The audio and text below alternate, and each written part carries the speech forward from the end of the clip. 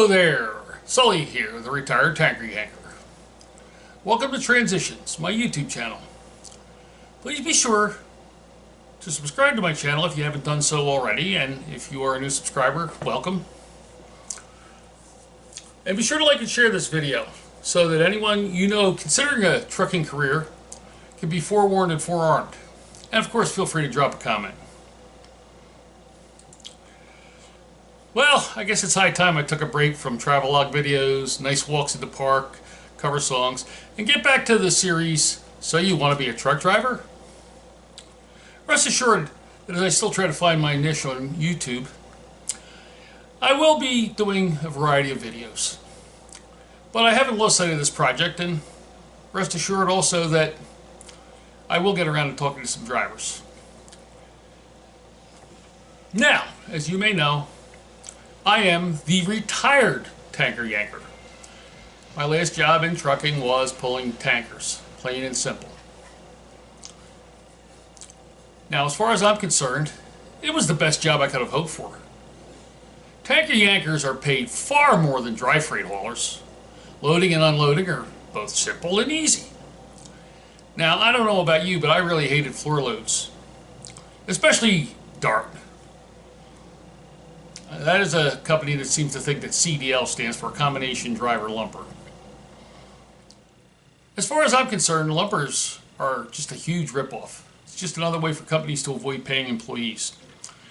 And receivers expect you to be willing to work for free to unload your freight.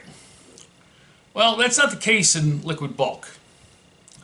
Now, I can relate to the company I worked for, Highway Transport Chemical, which as far as I'm concerned is the finest company in the liquid bulk business. They paid us from the time we would start unloading until the time we were finished. Okay, I know some companies, they'll say, well, the first hour is free, the first 2 hours is free. The average unload time was 2 hours, so if you're giving the first 2 hours free, you're not getting paid for your time. Well, Highway believes in paying their drivers for their time, and that's why we were paid from the time we started unloading till the time we finished. And the same went for loading too. You're not making any money when the wheels aren't turning. Well, if you're required to be there, if you're required to work, you should be getting paid. It's that simple, and that was Highway Transport Chemical's philosophy. Now, unloading simply means hooking up hoses, opening valves, standing by in the event of a blowout, which is an infrequent occurrence, by the way, or other emergencies, closing valves, breaking down hoses, and cleaning up.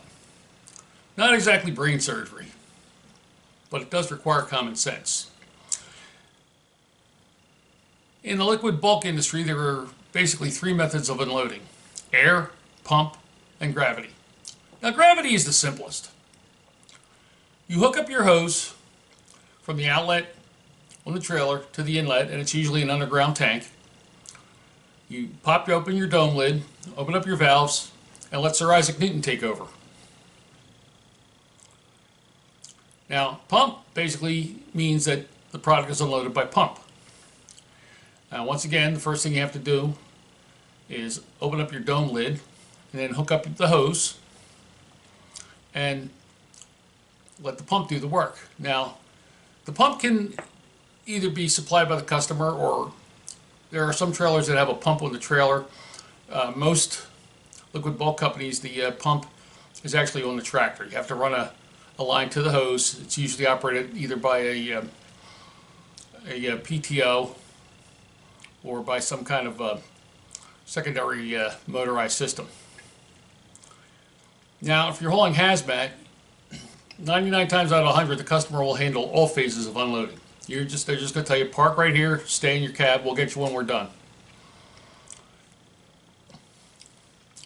Now, if you do have to unload hazmat, don't forget your personal protective equipment, sometimes referred to as PPE. This is supplied by the employer. Now, just about everywhere you go, hard hats and safety glasses are going to be required, and face shields and gloves are always a good idea. For corrosives, you'll have to don an acid suit, and you'll have a face shield on your hard hat. You'll have to wear chemical gloves, rubber boots, and a full acid suit. You just put it on over your clothes. If you're hauling a flammable, you'll have to wear a fireproof jumpsuit. And again, gloves, rubber boots, hard hat, and eye and face protection are always a good idea. For most other products, the least you should have besides your hard hat and gloves and good leather work boots with steel toes, long pants, and a long sleeve shirt. Now, pump unloading, just like gravity unloading, as I said, you have to open the dome lid, because if you fail to do that, the cargo tank will implode. Now, the dome lid, or sometimes it's referred to as the manhole, is accessible by a ladder mounted on the side of the truck. You just have to go up, open it up. There's usually 6 what they call spin bolts. You might have to nudge them a little bit, and to do that, a dead blow hammer is probably your best bet, one that is either brass or rubber coated.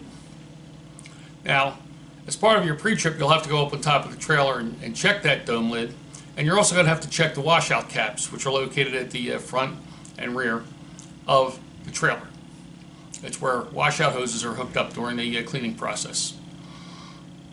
And you have to walk out on the catwalk, and the catwalk can be, about 18 inches wide, sometimes even narrower. So if you have a fear of falling or a fear of heights, I suggest you get over it. But you have to make sure that your washout caps are tight and secure, and that your dome lid is secure and sealed while moving the trailer, because if you don't, stuff can slosh out of it and cause a mess, and it could be a hazardous situation. Now, other than opening the dome lid, there is another way to vent the tank, and that's through what's called the vapor recovery line. Now, if you're hauling a flammable or something volatile, they'll have to hook a hose up to this to make sure that no vapors are exposed to the environment, that they go to a safe place. But if it's a non-hazardous material, sometimes just opening that vapor recovery line is sufficient. Although, not a good idea. It's better just to pop your dome lid. Another thing that you have to do anyway, regardless of how you want to load, is you're going to have to pop that dome lid at the end of the offload to look inside and make sure there is a heel. A heel is just leftover product, and your company usually doesn't want to see you taking more than 5 gallons of residue back. So you have to open the dome lid, physically look inside, maybe you even use a light to check and make sure. Now, the discharge valve, or the outlet valve, has to be located at about the lowest point of the trailer. So if you have a rear unload, you're going to have to be sitting on an incline so that the product flows to the back. If the trailer has a belly unload, well, the trailer slopes down to the middle. So you should be parked on level ground to do that. But you do have to look inside to make sure that there is no product left in the trailer when you're done unloading. Air unloading means just that. It's using compressed air to force the product out of the trailer. Now, you have to keep the dome lid closed and sealed during this operation. If there's a leak in that seal, you'll lose pressure and product won't move. And of course, as I said, unloading through the outlet valve.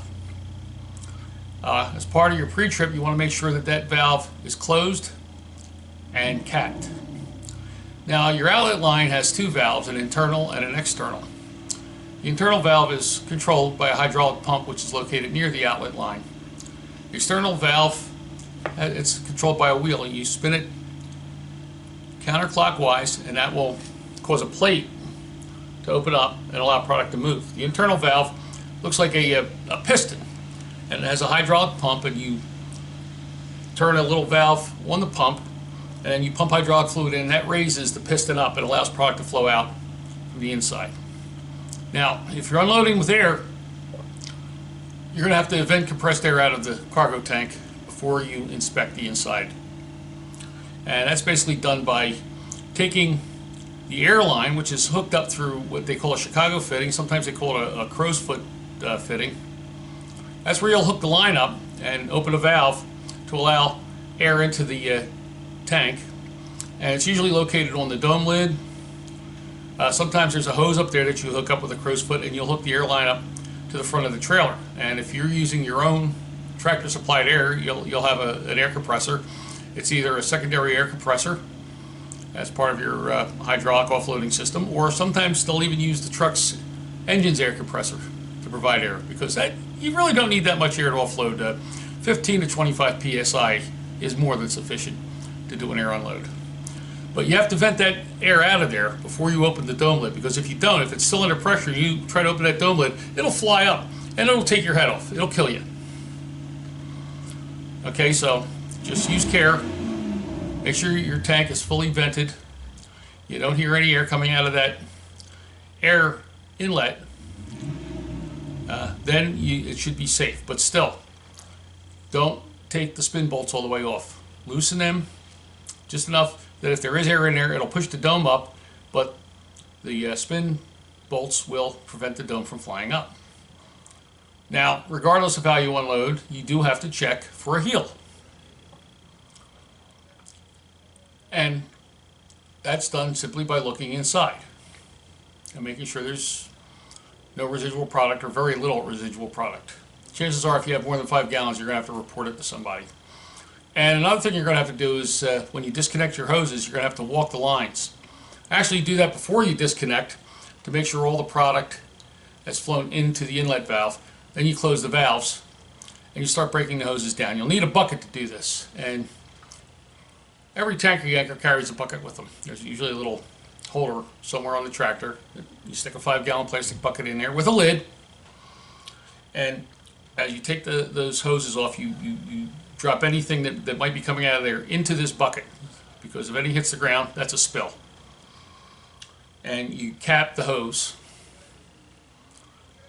When you have to break down sections of the hose, you remove your Velcro strapping, because you should strap up everywhere a hose is connected.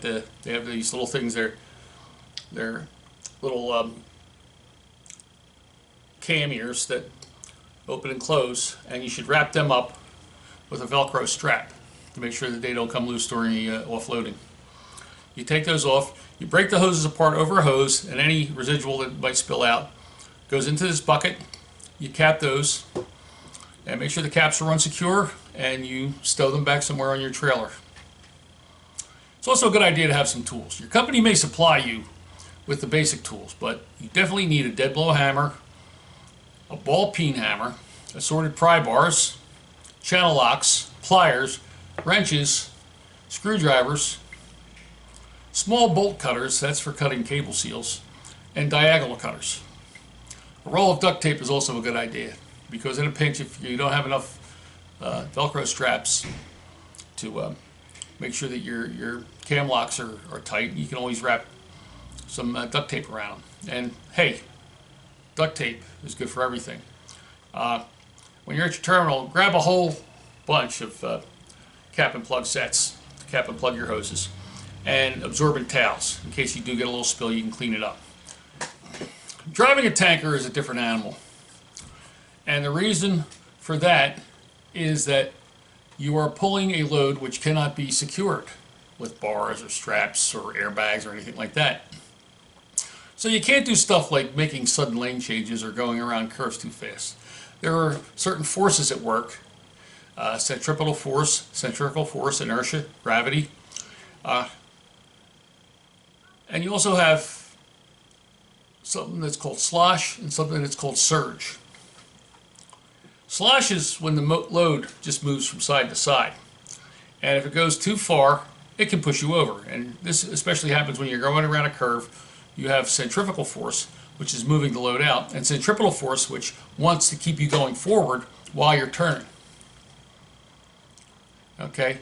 And as that load sloshes back and forth, if it gets too far, it can push you right over. Now, surge is something that happens when you stop. That's when the load moves front to back, front to back. Now, you'll come to a stop. Keep your foot on the brake, because you can also almost count 1, 2, 3, boom! Because that load slams right into the front wall of the cargo tank. And if you're not ready for it, if your foot isn't firmly on the brake, it'll move you forward. Now, once you get rolling, you're okay, just as long as you maintain a steady and constant speed. The load will settle itself because of of the force of physics that's known as conservation of momentum. And it'll stay still, and it'll be relative to your speed because of what's called the Coriolis effect.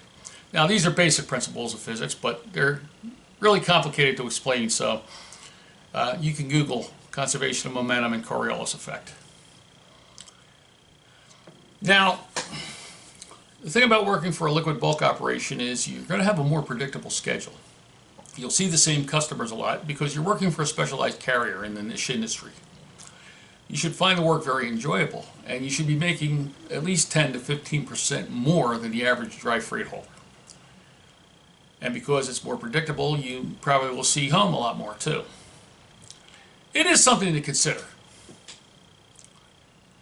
Now, there's not too many companies where you can just come in off the street and say, I want to be a tanker yanker.